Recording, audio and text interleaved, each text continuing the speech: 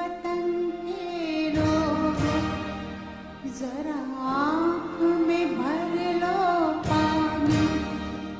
जो शहीद हुए हैं उनकी जरा याद करो कुर्बानी।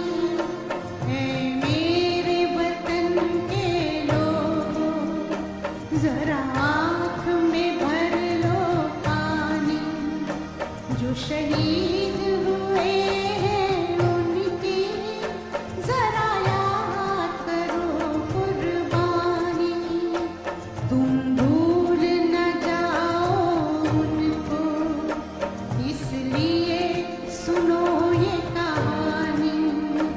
जो शहीद हुए हैं उनकी जरा याद करो कुर्बानी। अगर प्रदीप जी ने ये गीत लिखा न होता, लता दीदी ने गाया न होता, तो क्या 62 की लड़ाई हमें याद होती क्या? वो वीर शहीद हमें याद होते क्या?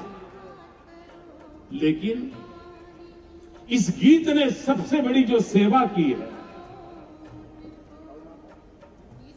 दीदी के स्वर ने उसमें जो जान भरी है, जिसके कारण सिर्फ वो गीत जिंदा है ऐसा नहीं, वो हर शहीद जिंदा है। जय